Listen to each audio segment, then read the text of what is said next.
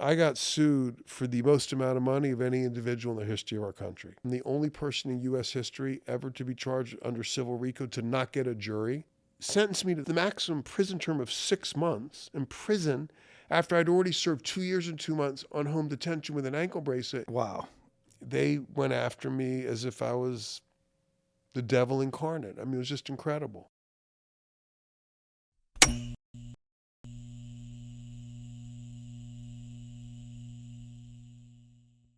I am Mark Mueller, and welcome to Truth and Justice League podcast. My special guest today is Steve Donziger, probably best known for your $10 billion plus verdict in Ecuador on behalf of a bunch of people that were poisoned by Chevron. Yeah, that's right. So, Steve, tell us about the, you got so much to talk about, Yeah. but tell us about the Ecuador case and what it was all about and then what they did to you. Well, thanks, Mark. Thanks for having me. Pleasure to be here. I mean, in a nutshell, the Ecuador case is probably, the kind of largest and maybe most significant environmental justice case that ever got to verdict. In this case, it's in Ecuador, although it was originally filed in New York. So basically, the case began in 1993, and it's based on pollution caused first by Texaco and then Chevron, because Chevron later bought Texaco and assumed the liability. And what happened was, Chevron's predecessor company went into Ecuador's Amazon region in the 1960s, struck a deal with Ecuador's government to drill for oil in a 1,500 square mile area of pristine rainforest. And they ended up building hundreds of wells and leaving behind massive, massive pollution when they left the area in the early 1990s. While they were operating, they designed a system of oil extraction to deliberately dump billions of gallons of cancer-causing oil waste into waterways, into rivers and streams that indigenous groups were drinking out of, bathing in, and using to fish and support themselves. They contaminated soils, groundwater, other water sources. They flared poisonous gas into the air without any kind of controls, creating this like black rain phenomenon in an area that had been really one of the most, luscious and beautiful and pristine in the world. Over a period of a few short years, was turned into an apocalyptic nightmare, really, for the people. And I first went down there in the 1990s with some other lawyers and medical people, and we did an investigation. Specifically, this was in 1993, and out of that, we took on a bunch of people down there as clients, villagers and farmers and indigenous peoples, and filed a class action lawsuit against, it was Texaco in New York in the early 90s. Texaco's headquarters was located at the time in White Plains, New York, just out of New York City, which is why one of the reasons we venued the case in the United States initially. And what kind of injuries did the clients have out there? Well, there were all sorts of injuries. I mean, first of all, there was constant exposures to toxins in the food, in the air, and in the water for tens of thousands of people. Chevron had dumped this stuff without any controls whatsoever. They had built all sorts of toxic waste pits that were gouged out of the floor of the Amazon rainforest, about 1,000 of them, and they filled them with toxic oil waste. The pits were unlined. The waste leached into the soils and groundwater. And in many of these pits, they actually put pipes into the side of these earthen pits. And when it would rain or they would, kind of clean out the wells that were right next to the pits, they would dump all the muds, they call them drilling muds, which is all this toxic brew of oil pollution, into the pits and then run them off through the pipes into rivers and streams that people were drinking out of. So, they did a number of things that, in my opinion, were not only criminal, obviously negligent or intentional torts. And ultimately, of course, they did it because they thought they could get away with it. But ultimately, we showed up as lawyers to try to do something to hold them accountable. And we initially filed a lawsuit against Texaco in New York in 1993, just a few months after our initial visit and investigation. And how did it end up in Ecuador? So what happened was, literally for the first 10 years, the case has gone on over 30 years. For the first 10 years of the case, we were fighting to get into the courthouse in New York in the United States They were arguing it should be sent down to Ecuador. It was a more appropriate venue for the basic reason because the pollution was there. We argued that we couldn't get a fair trial in Ecuador because for decades of this toxic dumping, the company had never been held responsible for even $1 in damages. Like Ecuador's courts at the time, in our opinion, were clearly inadequate to handle a case of this magnitude. So, and also our clients didn't trust Ecuador's courts or Texaco's political power in the country. So, we were pushing to have the case tried here, and that lasted 10 years and went up and down to the appellate court, whether the case could be dismissed on a theory of, based on the doctrine of forum nonconvenience. And we battled on that issue for 10 years. So like the first 10 years of the case was just about where jurisdiction would be established. And all this time, of course, the indigenous peoples are suffering. Many are dying of cancers and other oil-related diseases. And the other main injury, by the way, was the indigenous groups were decimated. I mean, they were losing people. They were losing their villages. They were losing their culture. They were losing their language. And most importantly, they were losing the ability to live off the forest. I mean, people need to understand about indigenous peoples in the Amazon and really everywhere. The groups I had contact with down there that were our clients generally had no money as we know money here in the United States or in the North, but they did have wealth. And one might ask, well, how can you have wealth with no money? Well, the reason is the forest is so productive. It produces food and shelter and medicines that you can actually live to 100 and more, and many did before the oil companies showed up, without any money. So there was a lot of wealth down there through their reliance on the natural world that, again, in a few short years is pretty much destroyed by Texaco, now Chevron, through its policy of designing a system of oil extraction to deliberately dump toxic waste. Again, I want to emphasize, the problem we saw down there, the problem at the center of this historic legal case was not an accident by an oil company. It was not like the deep water, blowout in the Gulf of Mexico or the Exxon Valdez, accident in Alaska. Those were accidents. They were bad, and like the companies deserved to be held accountable. But this was a byproduct of a deliberate policy to dump toxic waste as a way to kind of offload a problem onto the backs of the people. That is to externalize the cost of pollution onto some of the most vulnerable communities on the planet. So in my view, and I felt this when I first went down there in the early 90s, and I still feel it, this is one of the most flagrant and egregious kind of oil pollution problems in the world, and it's man-made, it's deliberate. And again, the whole point of the lawsuit was obviously to get people compensation for the harm, but also to hold this American company accountable for going into a global South country and essentially acting with total indecency, if not outright criminality, and deciding to dump toxic waste so they could just make more money and take their profits that were already high to obscene levels, which is what happened. Yeah, because they're not disposing of things properly. Right. Yeah, and I've been in the jungles, not in Ecuador, but other places, and I've seen just how rich those places are, and just amazing. I mean, they're literally everything you want from food or medicine to shelter is right there. Yeah, and they know about the stuff. They know which plants will cure what kinds of ailments and things like that. They have ancient wisdom. Yeah, they did really well without us getting involved in their business.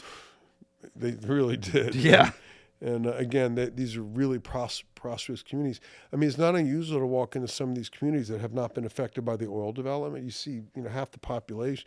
The average person lives to 90, 95. There's several people over 100 years old. And, before Texaco, now Chevron, came down there, they did not even have a word in their native languages for cancer. I mean, cancer is a function of industrial development, of pollution and chemical pollution, and the invention of chemicals and the spewing of chemicals and pollutants into the environment. And that was not happening before the oil companies came. People were not dying of, diseases that are very common in the United States and the Western world because there was no exposure to toxins. Yeah. So tell me what happened in the legal case, how you got your verdict, and then What happened after that for you So, personally? in a the case? nutshell, so the way to look at this 30-year case is really three buckets. The first bucket I just described, which is the battle for jurisdiction. Ultimately, they won that battle, so it was sent down to Ecuador to be tried. And at that point, I became much more involved in the case. I speak Spanish, and I started to travel down there on a monthly basis. By the way, I've been to Ecuador over 250 times, even though I live in New York, to work on this case. And, we started to work with a team of Ecuadorian lawyers, trial lawyers, and we refiled the case in Ecuador. It's basically the same case, but under Ecuadorian law. And, I thought the case would take, a year or two. By the way, just so people understand, it's a civil law system down in Ecuador, not a common law system like we have here. So, it's a judge-driven trial where the judge is gathering the proof, and part of the proof gathering was to actually physically go with lawyers to these polluted sites. We literally visited dozens of them, inspect them, and then have experts for both sides write up reports based on soil, water samples, air samples, other observations, and witness testimony about pollution at a particular site. But there were hundreds and hundreds of these sites. So at that point, my prediction that it would take 1 or 2 years turned out to be way, way wrong, because Texaco took advantage, or I should say Chevron took advantage of this process to ask for like 100 inspections. And each inspection of a site took 1 to 2 days, and then another several weeks for the experts to write up their reports. And one would have to finish generally before another one would start. So I realized after a few months of this process, the first, I'd say, year of the trial, we only did 6 inspections, even though between the two parties, we had asked for roughly 50 total inspections. I'm like, damn, at this pace, we're never going to finish this trial, and we're going to run out of money. I mean, they obviously had a much bigger budget than we did. Yeah. And it's not terribly expensive to litigate in Ecuador because, the consultant fees are much lower than they are here.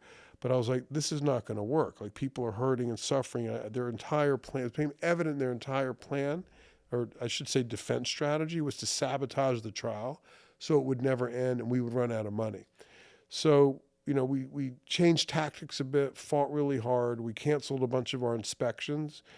And ultimately, the trial ended in 2011 with a verdict in our favor, I should say in favor of the communities, of about $20 billion. And it was the largest judgment on a pollution case ever to come out of a trial court in history. I mean, anywhere in the world. Ultimately, the liability part was affirmed unanimously by Ecuador's highest court, the National Court of Justice, affirmed unanimously again by Ecuador's constitutional court. There's like 2 high courts.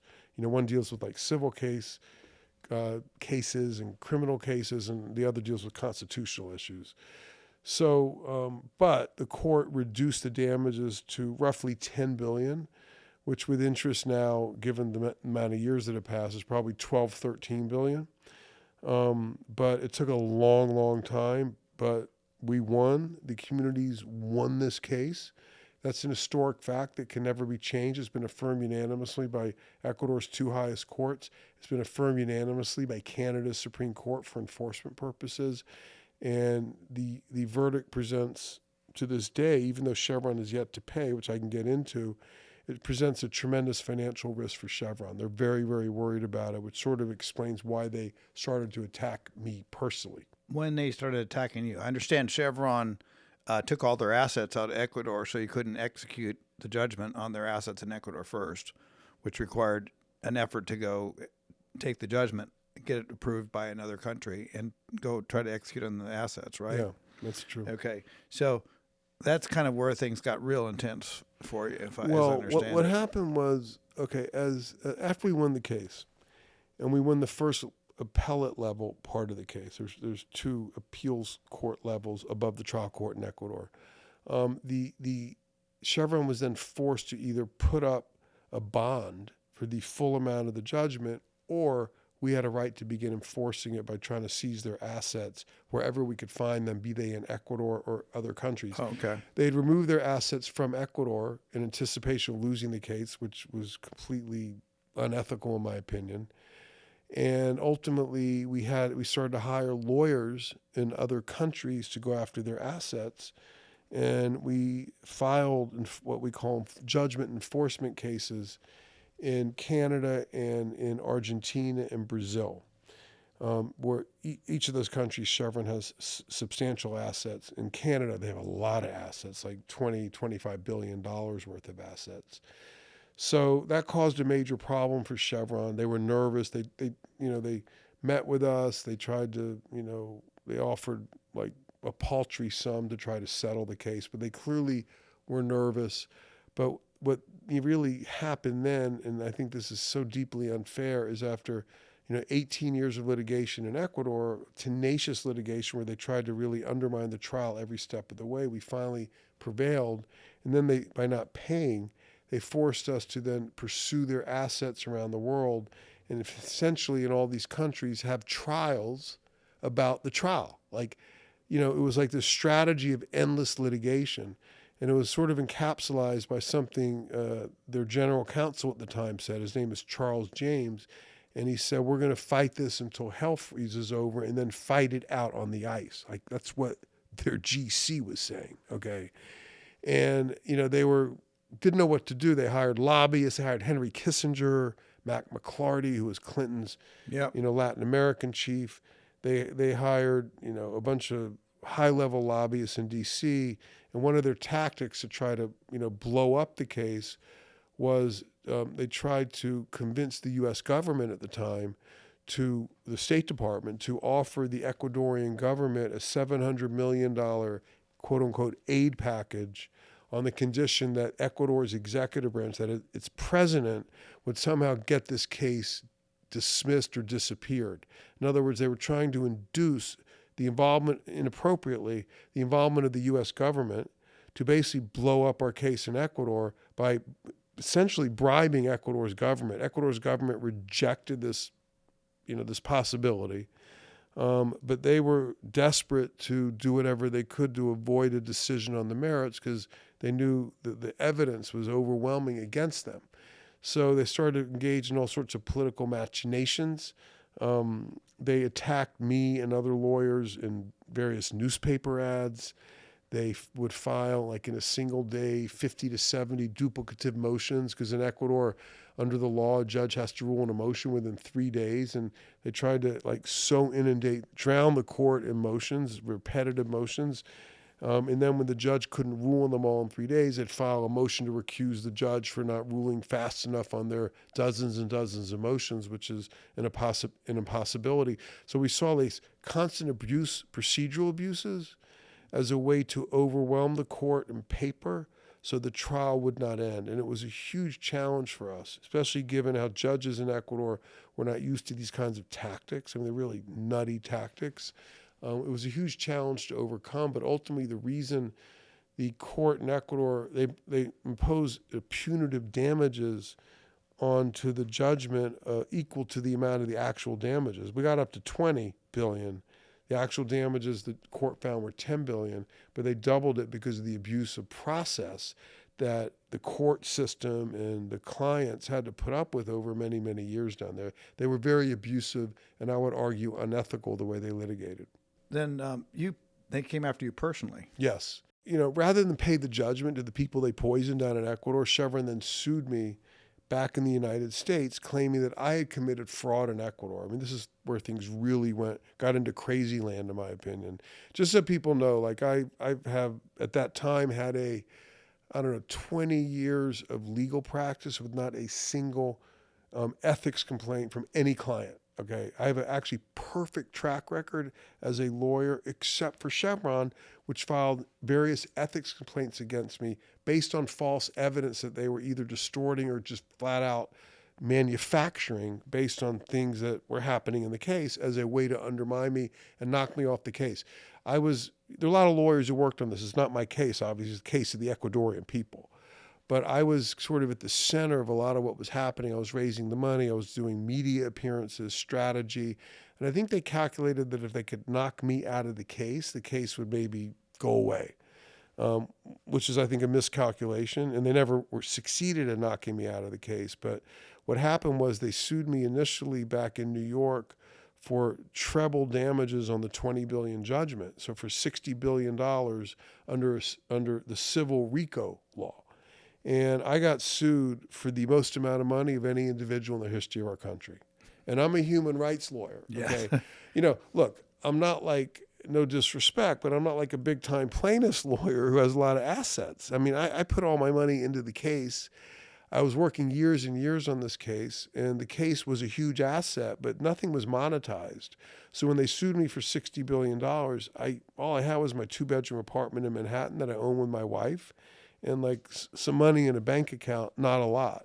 So this was all just an intimidation play. Like they were basically trying to send a message to lawyers out there, to the public, to maybe to their own employees, that they were not going to let lawyers do this kind of case, do this kind of work effectively without a huge cost and risk being imposed on the lawyers. To me, it was a way to just stop lawyers from being lawyers, particularly for some of the most, vulnerable people on the planet who were really suffering.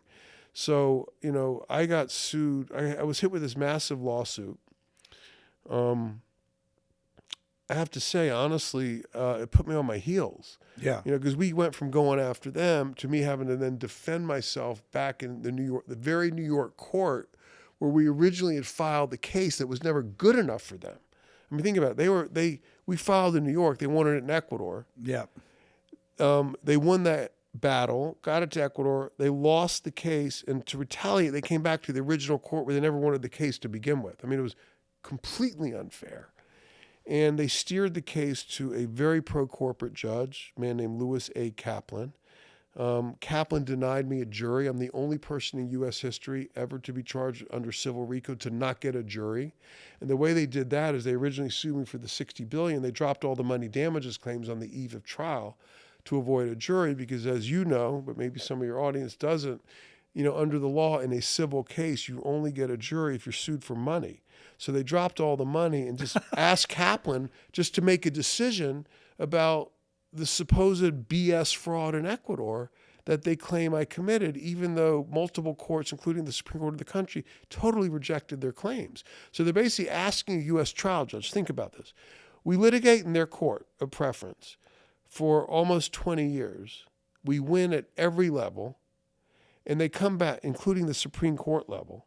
They come back to the United States where they refuse to litigate the case and ask a mere federal trial judge to essentially issue a ruling, an advisory opinion, because there was no money at play anymore, overruling Ecuador's Supreme Court. I mean, there has probably never been a greater act of American judicial imperialism than what Chevron and Judge Kaplan were trying to do to block enforcement of the judgment of these indigenous groups against Chevron's assets.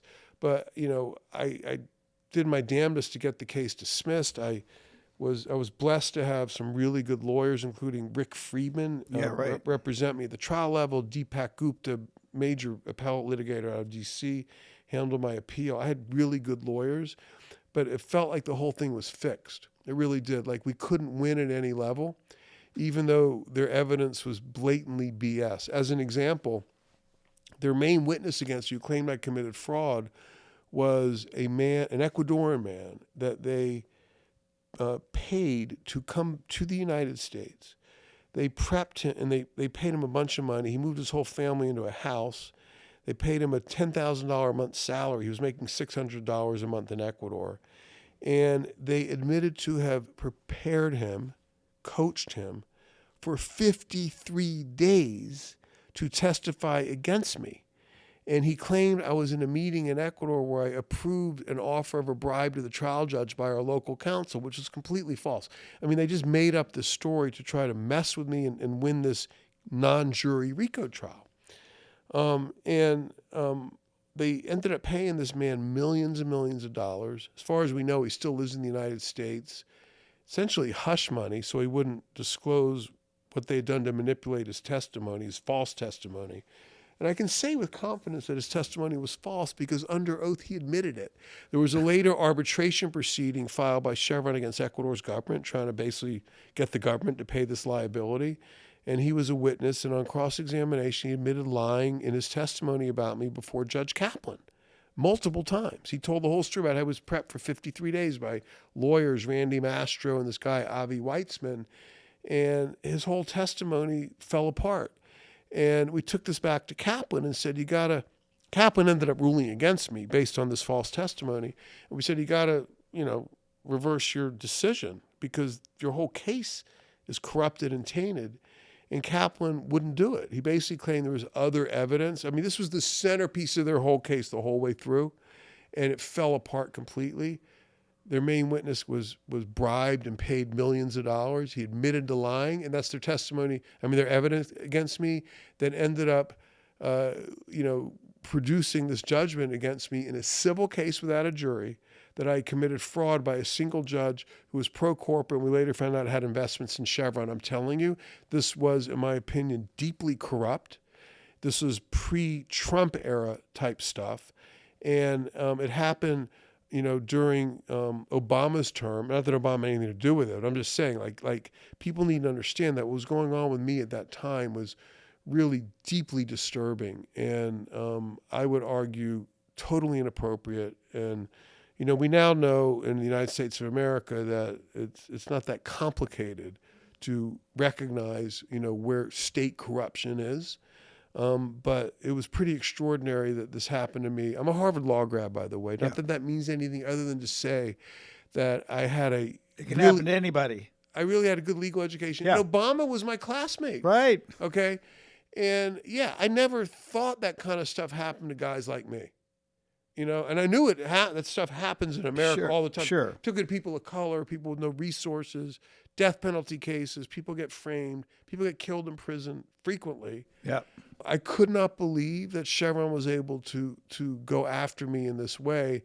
And by the way, I'm not trying to say I have any special rights or privileges to being a victim of injustice over anyone else in this country. But I couldn't believe this white privileged guy from Harvard was basically being sued for $60 billion in a bullshit case. Yep. Just how powerful these folks are, and they just don't have any moral compass. No. It's just done. They went further and tried to get your personal devices, and then charged you with contempt after it was turned down by the federal prosecutors. Yeah, so this was crazy. So ultimately, I ended up in detention in prison, home detention in prison for almost 3 years for all this. People don't understand how this happened. Because, by the way, Trump talks about the art of the steal.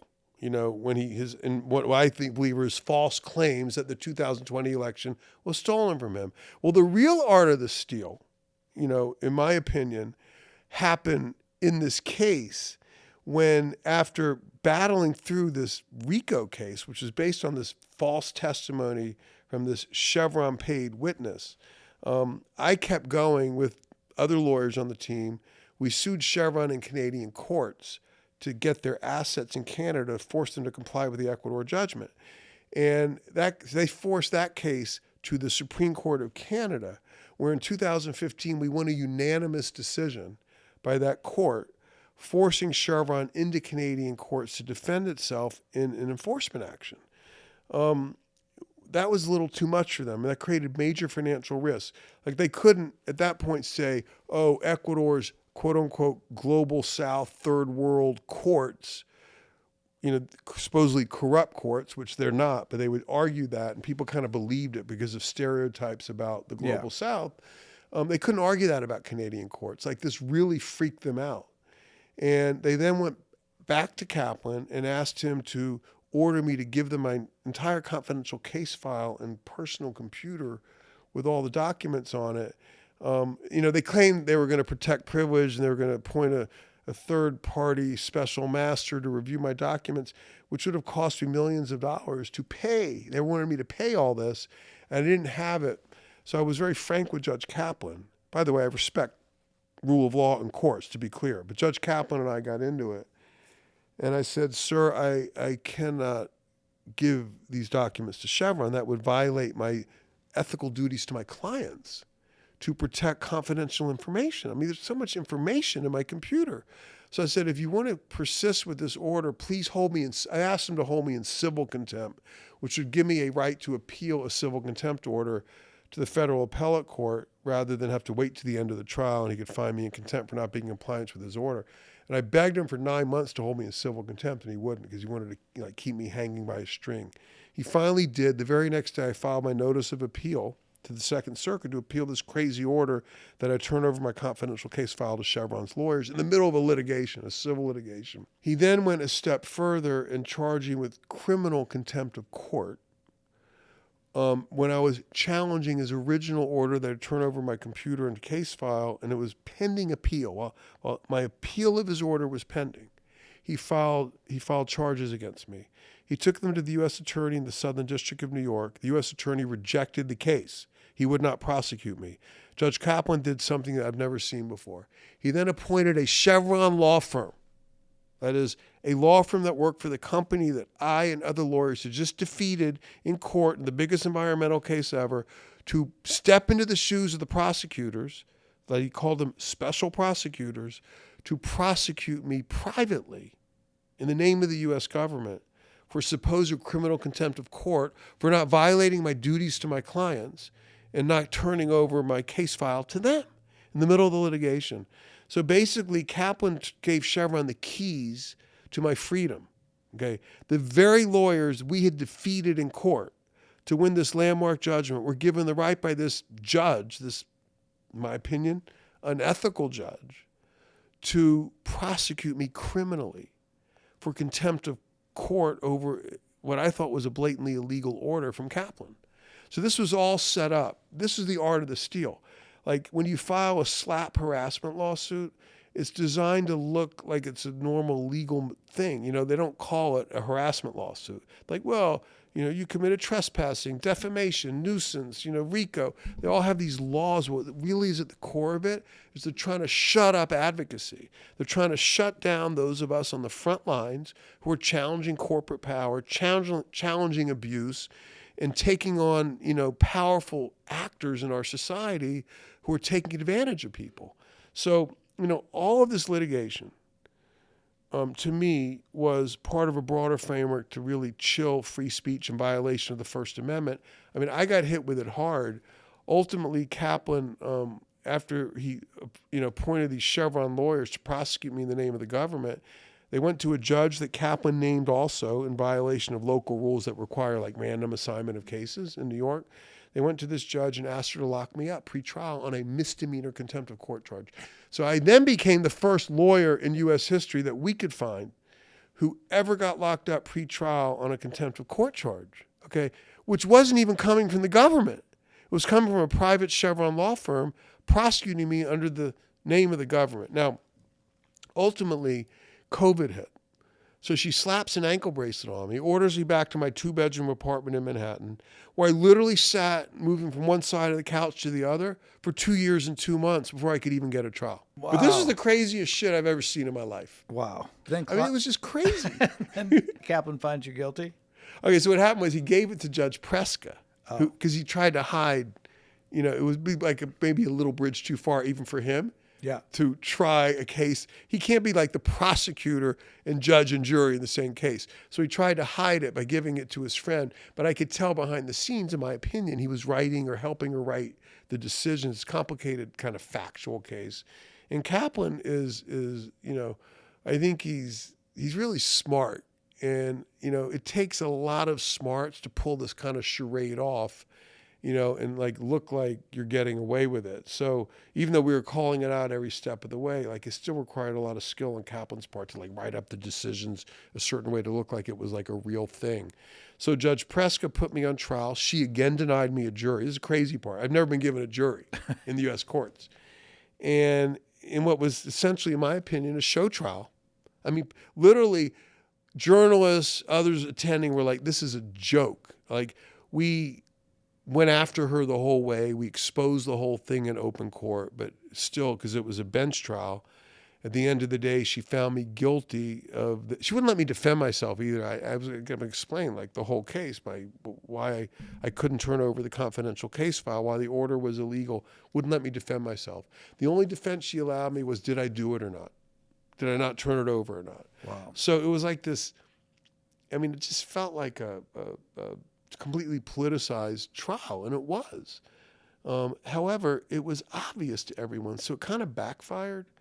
And at the end of the trial, even though I was convicted of a misdemeanor criminal contempt, I'm a lawyer, and she sentenced me to the maximum prison term of 6 months in prison after I'd already served 2 years and 2 months on home detention with an ankle bracelet in a case where the maximum sentence under the law was 6 months, right? It's a misdemeanor. So she basically made me end up spending 993 days, almost 3 years, in some form of detention in a case where the statutory max was 6 months. That is, I served over 4 times the statutory max allowed by law because of this abuse by Judge Preska, Judge Kaplan, and Chevron's lawyers. Now, one might ask, what's the legal basis to make you serve 4 times the maximum sentence? I mean, I wasn't guilty, but let's just assume I was guilty. Still, like, why did it last almost 3 years rather than the maximum term of 6 months? I'm going to ask you, what do you think her answer was?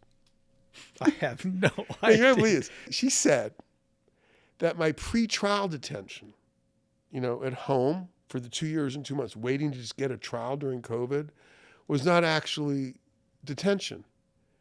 It was freedom. No, she says, it's freedom with conditions, with restrictions. But she goes, I could have sent you to jail to wait your misdemeanor trial, which has never happened as far as I know in U.S. history trial? For a misdemeanor, right? She goes, I could have sent you to jail. So I really, by sending you home, I freed you and put some restrictions on you. Restrictions mean I couldn't leave my house for 2 years and 2 months. And I just called her out on that big time, but the Second Circuit, the appellate court, wouldn't stop it. The other thing it did, this is another crazy thing. So, I got charged by these Chevron lawyers in the nation's first private criminal prosecution. On top of that, they asked the judge to impose a bond of $800,000 on me. Okay, hear me out. This is a misdemeanor case. You don't impose bonds, maybe $500 max if you're a multiple repeat offender. Okay, $800,000. That was larger. It was a larger bond than was imposed on 3 of the 4 cops who killed George Floyd in Minneapolis. Okay, I'm a lawyer, and that was a misdemeanor. Okay, they were trying to destroy me, and I can't even tell you what happened, except that this might be a mild digression, but I'll tell the story. So, I don't have a ton of money sitting around. So the only asset my wife and I had that could cover $800,000 was the equity we had in our 2-bedroom apartment in New York, which we immediately gave to the court. And it was accepted by the judge. So I'm like, okay, at least I can stay home waiting for this trial, maybe get my ankle bracelet off, go back to court. I didn't have a lawyer, so I had to get a lawyer. And 3 days later, Chevron writes a letter to the judge and says the asset he put up for his security is invalid because he actually owes us millions of dollars of legal fees that Judge Kaplan ordered me to pay them. I hadn't paid because I didn't have the money. And we have a lien on his apartment. So if he were to jump bail, which I would never do, but that he would not be able to put up his apartment, or you wouldn't be able to get that asset. Judge Preskin then issued an order. Chevron's trying to get me in jail, pre-trial on a misdemeanor, ordering me to come up with another security. And she gave me 48 hours. Do you understand what that means? I had 48 hours to figure out how to get someone to put up $800,000 bond, or I was going to jail. By the way, the same jail, the federal jail in New York, is where Jeffrey Epstein got killed. Yeah. Okay. And I was like, they're trying to kill me. I actually thought that. Like, she is trying to get me in jail, and I could be killed in jail, and they are trying to fucking kill me, or at least put me in a situation where I could be killed. Okay. And okay, I get this. This is serious shit. Like it I didn't tell anyone that, by the way. Yeah. I didn't want my family to think I was thinking that way because I don't want them to freak out. But like, holy shit, Mark, I was charged on August 6, 2019. On August 9th, 2019, Jeffrey Epstein ended up dead in jail. Okay. it was top of my mind. I'm like, in between August 6th and like August 13th, I was dealing with trying to avoid that jail in a highly politicized case where corruption was happening. So I felt like my life was in danger. And I don't think I'm paranoid. Like, I just felt that way to me, given how all these irregular things were happening to me that were not consistent with precedent or the law.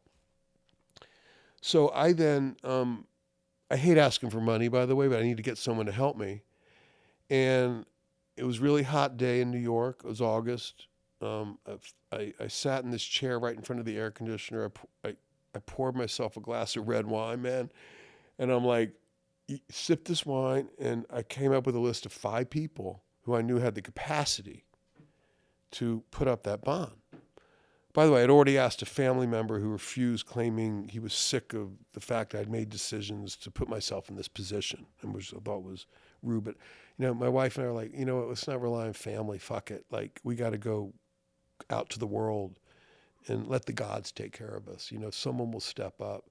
So I sent out an email like an hour later to someone I know quite well, but not that well. I mean, it's a lot to ask, right? Yeah, Ask it's a a lot to stranger to ask. put up a bond. Yeah. Especially when they might lose it because they were seeing what was happening. Yeah. And I sent 2 emails out. One to one guy, one to another guy. I won't name them. And literally within 10 minutes, both responded they'd be happy to. Wow. Okay. And I realized then the power of putting it out there, taking that step, letting people see injustice and counting on the goodness in people's being. There's a lot of goodness in humanity, I think in all of us, to see what was happening and step up.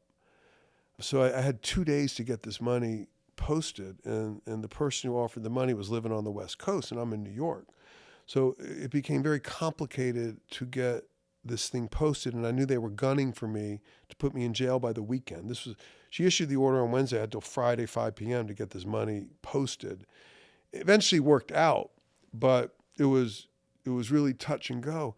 And it was so weird psychologically. Like, it was so unjust for her to lock me up at home with an ankle brace. So I'm living with my kid who's in 9th grade at the time. Yeah. And my son's like, what the fuck is this?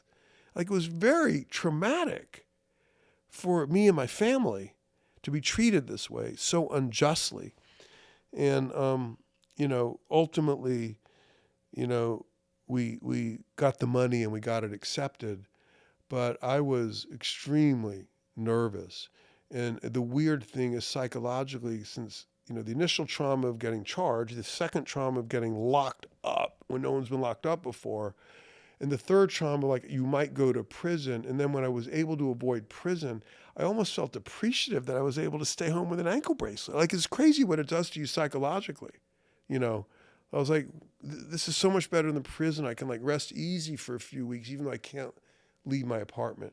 I eventually got a lawyer. We went back to court multiple times with letters and all sorts of stuff to get off the ankle bracelet off. There's no basis for it legally, in my opinion, and she would never do it. We took it to the Court of Appeals. Again, weird stuff. Like, we had a 3-judge panel on the issue of my pretrial detention, which had never happened before.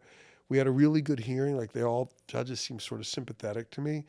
They're like, we'll issue a ruling real soon. And like a week later, there was no ruling.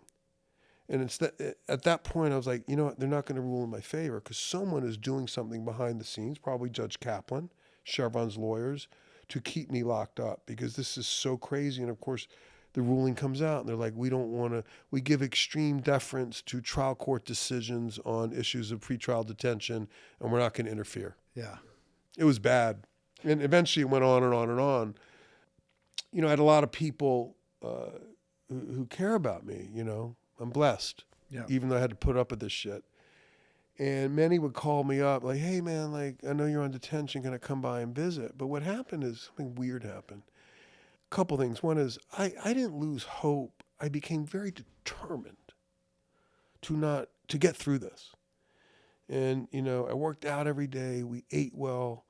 We created rituals around the house. Like I'd work all day, and at 6 or 7 o'clock, I would, whether it's I needed to or not, I'd go take another shower, put on new clothes as if I was going out, put on my shoes, even though I wasn't going out. And my wife and I would cook a family dinner and, put on some music and act like it was the end of the day. And we were just normal family. And we did this night after night. And as more and more people found out about what was happening to me, the first 6 months, no one knew. Like, it just wasn't out there. And finally, there was an article in January of 2020 in The Intercept, the online news outlet that it's kind of an investigative news outlet, with a picture of me in detention. And like the floodgates open, and like all the sort of progressive media started to report on it. And we started to invite people for dinner, and we had dinner parties, and all sorts of interesting, smart people would come, and we'd talk about all sorts of issues, including my detention. And ironically, we got a lot of support. Our social life improved, even though we couldn't leave home. And I started a defense fund, because also they took all my money. That's the other thing they did during this period of time, is Kaplan ordered me to pay them millions, 32 million. Well, they filed a motion for me to pay them 32 million to reimburse them for their legal fees in this non-jury RICO trial. Yeah. I didn't have $32 million. Okay?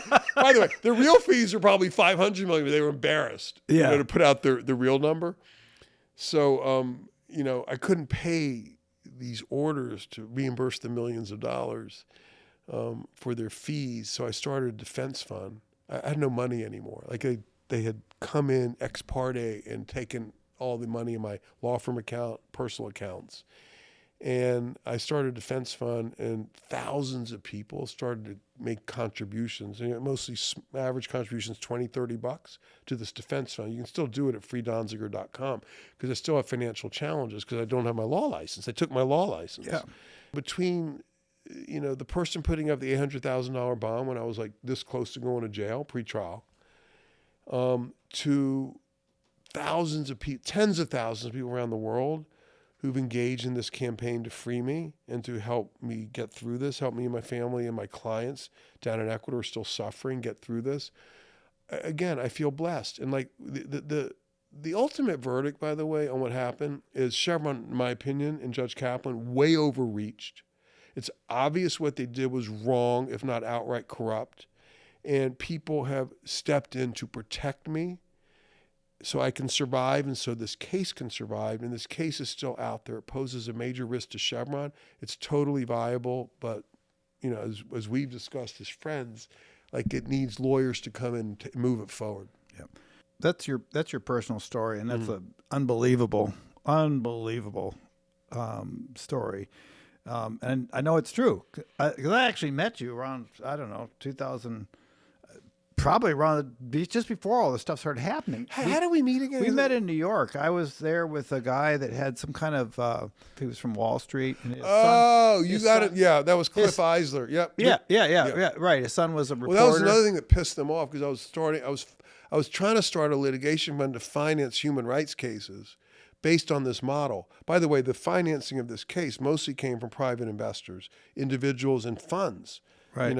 And look, to go against Chevron, as you know, you need some money, like serious money. Right. Obviously, the communities in Ecuador have no money, and I'm a human rights guy. I have no money. We did have one plaintiff's firm in Philly that funded a lot of the case, but like, it went on and on and on, and Chevron was trying to really put financial pressure. So we needed more money, and we were going to then take this model and apply it to other cases, which really pissed off Chevron, and once they went after me, I became such a hot potato. Like, it was very hard to get investors to back the idea of this fund with me involved, because they were trying to, destroy my ability to earn a living.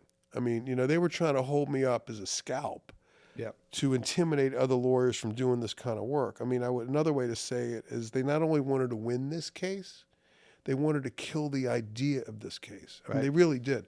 They wanted my shit to be so bad that people wouldn't think about suing them again over this kind of pollution. There is no company that's too big to fail these days, because the oil companies, major manufacturing firms, pharmaceutical firms, all these folks, the banks, have all done such horrific things, intentionally, negligently, grossly negligently, whatever, that have damaged the environment, that have destroyed people's credit, that all these things. And literally, I mean, how do you pay the tax on microplastics in every single person's blood, for example, right? And just waves and waves of people getting immune and cancer diseases and all these kinds of things, or the ocean completely polluted. Yeah. Right. There's 500,000, I think, barrels of DDT buried in the water off of California. Yeah. The scope of the bad doing of these companies is just astronomical. Yeah. And most people aren't aware of how bad it is. People are aware now of microplastics. They're aware of some of the things that's in our food. They're starting to become aware of this, but it's like, wow, this has been going on for a long time. Glyphosate chemical. I mean, it's everywhere, and it's causing lots of problems for people. It's not some lawyer claim. It's a scientific fact. Oh, yeah. It's clear. There's big money at stake. When there's that kind of big money at stake, they will do anything they can to stop it. Well, one thing I've noticed, I don't know if you've had this experience, but like I got the sense, when I started this case, I was really young and inexperienced. I learned a lot by watching Chevron's lawyers and how they operate. What I learned is we don't really have a system, at least when there's asymmetries of power, when you have like indigenous peoples with no money going against a big oil company, our system doesn't function as it's designed to function. It gets overwhelmed by the power. And the entity without the power has to really struggle just to get into court and just to try to get some semblance, of a fair trial. I mean, Chevron, in my opinion, never looked at court like we looked at court. Like, I don't know, you go to court, you're like, I'm going to use the court system to get justice, get a result for my clients. I'm the same way. Chevron goes to court to harass people. I'm just telling you, like, they don't respect the court for what the court is. They see the court as just another place where they can display their power, another type of thing they can try to manipulate in service of their power, just like they do with the media, with lobbying, with all sorts of with donations to universities, with creation of fake science by, financing labs and stuff. Right. Like they have all these ways to, to exercise their power and to display their power. And like, I always was taught in law school, like you go to court you bring your claims and you have some resolution of those claims. The other side hires their lawyer, you bring your evidence, and the case ends with some sort of decision. And the case hopefully is fair or close to fair. Right. They don't see it that way. They went to court in Ecuador to blow up the process. They never wanted to litigate on the claims. They never wanted to litigate on the merits of the claims. The last thing they wanted to do was that. They were putting out newspaper ads. They were creating fake science. They were threatening the judge. They were threatening me with jail. And they ultimately put me in jail. They wanted to do anything they could to stop this case other than win it on the merits, which they knew they could never do because the evidence against them was overwhelming. This is a classic case of abuse of power of the court system. And I have to say, as a lawyer, I'm really disappointed in our court system that it didn't stand up for me. Okay? It was actually, not only did it not stand up for me, it was used as an instrument of corporate power to try to destroy my life. And like, look, I'm proud I'm still sitting here, man. Thanks for having me on, okay? A lot of people like you doing independent media are really key to checking this kind of power because they did this to silence me. They failed. Yeah. I'm here.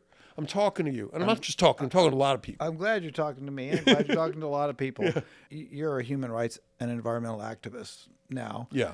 And hopefully you'll be a lawyer again. Yeah, I'm trying to get reinstated. That was the most bullshit charge I've ever heard of. By the way, I never got a hearing. Yeah, of course. Yeah, I mean, yeah. You told me a little bit about Greenpeace and some of the other things where there are these trials where the corporations are just using intimidation and power to shut people down from protesting or speaking, either one. Well, again, I think the way to look at what happened, I mean, what happened to me was a personal scorched earth attack on a lawyer who was a little too successful in bringing a human rights case against a polluter. That's what this was. But it's also part of a broader trend that we're seeing, more disturbing trend we're seeing more and more in this country and around the world, which is the way private entities, corporations, manipulate the legal system to try to violate people's free speech rights in violation of the Constitution. They actually will bring a legal case, not because of the merits of the case, but just because of the burden of someone having to deal with a case, Right. hiring lawyers, dealing with discovery, getting bankrupted just to defend yourself against a fake charge. And way too many judges let these fake cases proceed. They're harassment lawsuits, called SLAPP lawsuits is like the academic term. And I think what Chevron did to me is like the mother of all SLAPP lawsuits. And they were trying to use this litigation. By the way, they've spent $3 billion and they've used hundreds of lawyers on this case. Actually, 2,000 lawyers. We know that because of their privilege log in the RICO case. They had 2,000 lawyers on it who had worked on this case since 1993. And by the way, 60 different law firms. So this might have been the most expensive corporate defense ever. I mean, one thing I'm proud of, because we want to impose accountability, right? Yeah. So the fact they had to spend $3 billion dealing with indigenous peoples and the claims they brought with our legal team, I take as a badge of honor. Well, sorry, Chevron, you had to spend billions to deal. You should have spent that money, by the way, cleaning up your shit down there. And how many law firms did they have? 60 as of 2013. Wow. 60 different law firms that worked on this case. Not to mention multiple PR firms, investigations firms. They had hired investigators to spy on me and my family for weeks in New York. I mean, there was 3 cars, 2 people in each car parked on my street on Broad. I live in New York, like around my area to follow me wherever I went. They were trying to intimidate me. They didn't mind that I noticed. Like, I think they wanted me to notice. And I ended up in the RICO case deposing the CEO of Kroll. Kroll was the espionage, or otherwise known as an investigations firm. Sure. They paid to follow me. And by the way, there were 150 agents at Kroll. They basically created a private FBI force, I'm telling you, to investigate every aspect of my life. And in the deposition of the CEO, I found out that they had prepared over 30 investigative reports about me. Kaplan wouldn't let me get them. But Kroll has 30 investigative reports. They know more about me than I know about myself. Wow. I'm telling you. They were looking for anything they could to get dirt on me and try to destroy me. But, look, how do I say this? The case in Ecuador is ultimately a battle, in my opinion, between like the frontline indigenous peoples who were really the frontline environmental defenders of this planet and big oil. Okay, that is the conflict. They want to go into these indigenous territories that are so essential to the survival of our planet and drill, and drilling inevitably leads to the violent destruction of the earth. It leads to dumping of toxic waste in pristine ecosystems and the destruction of, life, of animal life, of plant life, of human life, okay? And that battle, to me, is going to determine, in my opinion, whether this planet lives or dies, ultimately. And obviously, the planet is dying. Yep. But, who wins that battle? Can we shut down the fossil fuel industry? Can the environmental movement and indigenous peoples, are we strong enough to stop this, to transition out of fossil fuels so we can have a clean and healthy planet? That, to me, is going to determine whether we survive or not over the long term. And this case very much is that, right? So I think you can explain their violent reaction to me as a really broader reaction to the threat they're under by oil ending. Fossil fuel, we're going to transition, at some point, hopefully in our lifetimes. But they know it's moving in that direction. They know Trump coming into power is no more than a temporary reprieve. Trump's the big fossil fuel president, trying to get rid of wind power, solar power, and promote fossil fuels as much as he can.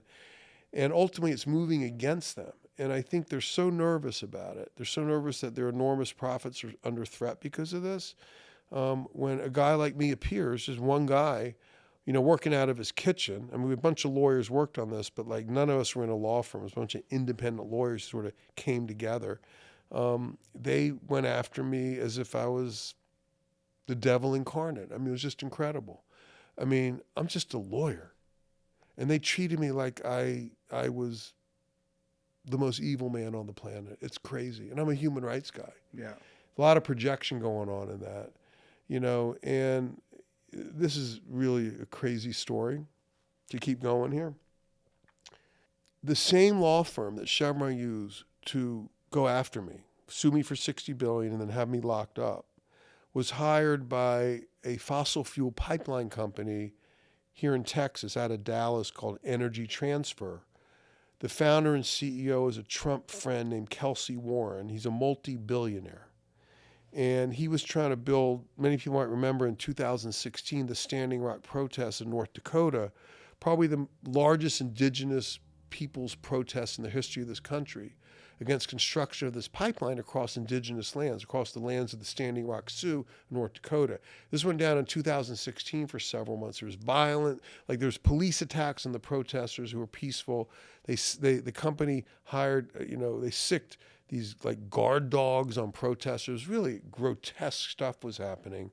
And when it all ended and the protests dissipated and they ended up building the pipeline, unfortunately, they sued Greenpeace for hundreds of millions of dollars, claiming that their role in these protests, which was minor, I mean, there were 100,000 people there. They only had 6 people there. But they claimed Greenpeace made statements that the pipeline company was violating the law and was attacking protesters. And they claimed these statements were defamatory. So they filed this massive SLAPP lawsuit against Greenpeace. But why Greenpeace? Because as you know, Greenpeace is one of the most storied environmental organizations in the history of this country. They're the founder of the modern environmental movement. They've done amazing things to stop pollution and environmental destruction over decades. And this dude, based on 6 people being at this huge protest, sued them, got it into court in the state of North Dakota, got it before a jury, and in my opinion, I was out there observing this, was a rigged trial. And again, this is the same law firm, Gibson, Dunn & Crutcher, that Chevron used against me. They hired the same law firm for a reason, right? Because this is the law firm that offers this quote-unquote service for huge amounts of money to go after entities, Greenpeace, individuals like me, who threaten the interests of the fossil fuel industry. So Greenpeace right now faces a $669 million verdict from what I believe is a biased jury, a jury pulled tainted by the company.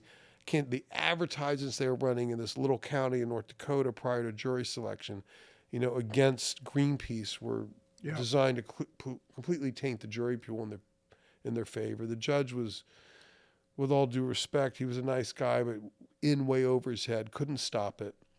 And they basically overran the court and they overran the law. So now Greenpeace is battling to survive. Just so people know, Greenpeace is under existential threat by a inflated jury verdict from in my opinion, a rigged, unfair trial in North Dakota. Anyway, one of the things I'm doing is I organize a trial monitoring team with some lawyers to go out there and monitor this trial. And we're about to produce a report on the trial. But, in the interim, we've been putting out statements about how unfair this trial was. And I got a letter from the Gibson Dunn firm, this lawyer, the same firm that had Chevron used to go after me, threatening to sue me for defamation for calling the trial against Greenpeace rigged. Well, Rick Friedman, my lawyer, wrote them back and said, preserve all your documents because if you do that, there's going to be a counterclaim against you or you might be a witness. And ultimately, they never went forward with a lawsuit, but they threatened to sue me again in what to me was an intimidation play to try to silence me. So this is a broader problem. What happened to me is a much broader problem. Greenpeace has been victimized by it.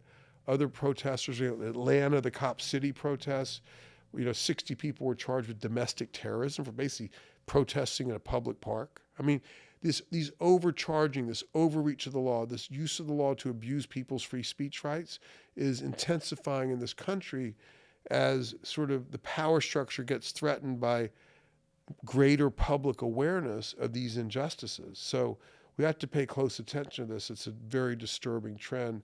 Happened to me, happening to Greenpeace, happening to other people. What's the way out? What's the way forward, man? I think the way forward is we need to take power back. I mean, I know that might sound cliched, but like the people are the last line of defense.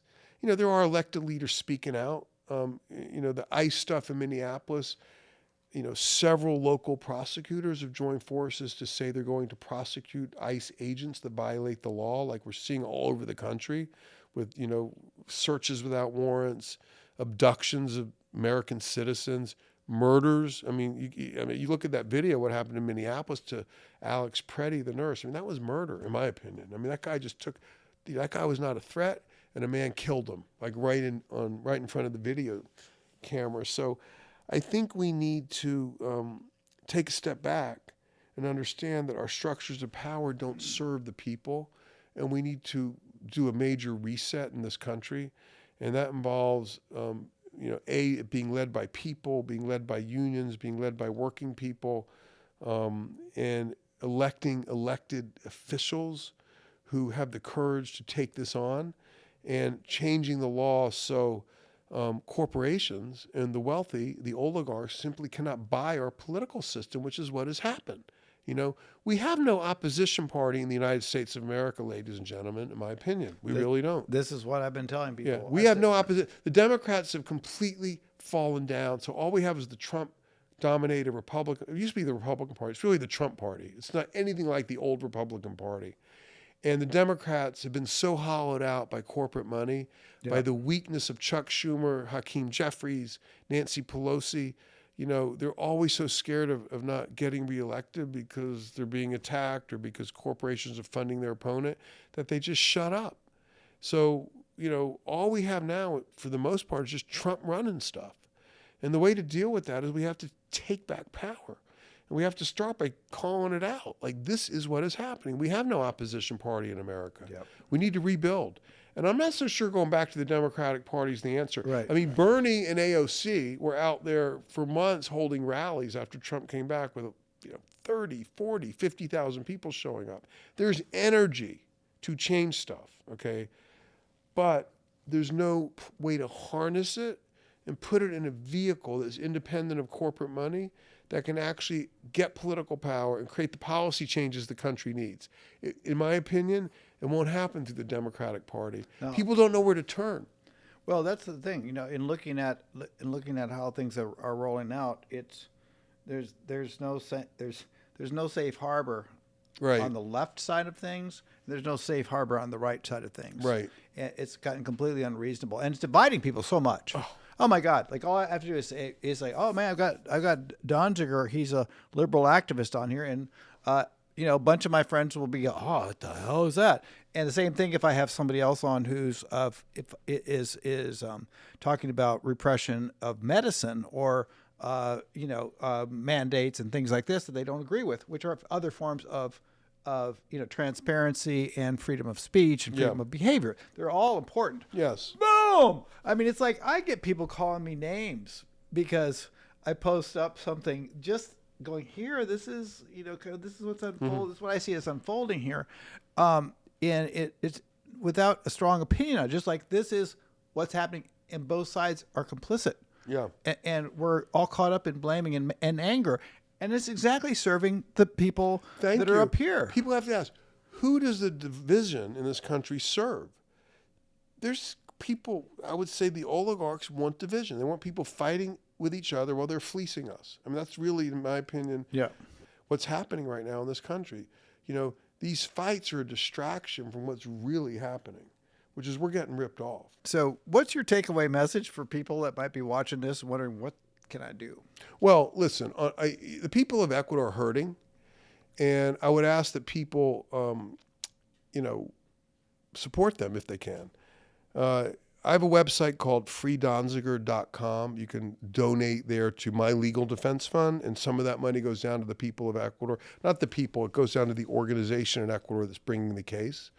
There's a massive humanitarian problem in Ecuador that would really take billions of dollars to fix, and the mechanism to do that is the legal case. So I would say spread awareness, protect me so I can continue to do this work and try to really work with lawyers who are interested in taking the mantle of the case and carrying it forward.